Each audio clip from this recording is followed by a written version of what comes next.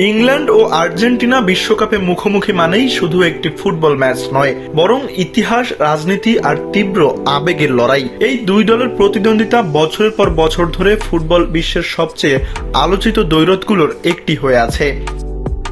এই বৈরিতার শুরু মূলত 1982 সালের ফকল্যান্ড যুদ্ধকে ঘিরে।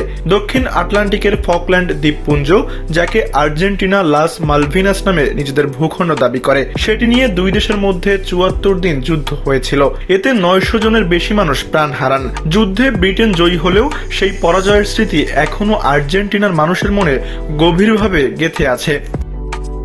4 বছর পর 1986 সালের মেক্সিকো বিশ্বকাপের কোয়ার্টার ফাইনালে সেই ইতিহাস যেন আবার ফিরে আসে। ম্যাচের 51 মিনিটে দিয়েগো ম্যারাডোনা হাত দিয়ে বল জালে জড়ালেও রেফারি গোলের সিদ্ধান্ত বহাল রাখেন। পরে ম্যারাডোনা মজার ছলে বলেছিলেন, গোলটি হয়েছিল অল্প একটু ম্যারাডোনার মাথা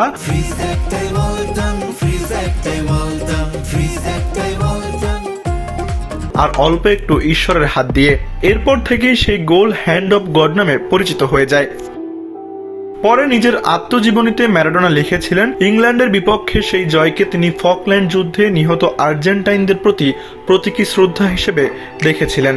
আজও সেই ইতিহাসের প্রভাব আর্জেন্টিনার ফুটবল সংস্কৃতিতে দেখা যায়। সমর্থকদের গান, স্লোগান এবং মাঠের আবেগে ফকল্যান্ড যুদ্ধের স্মৃতি বারবার ফিরে আসে। দীর্ঘ 24 বছর পর বিশ্বকাপের মঞ্চে আবারও মুখোমুখি হচ্ছে ইংল্যান্ড ও আর্জেন্টিনা। তাই এই ম্যাচ শুধু দুই দলের লড়াই নয়, বরং ইতিহাস, জাতীয় গর্ব এবং পুরনো প্রতিদ্বন্দ্বিতার আরেকটি নতুন অধ্যায়।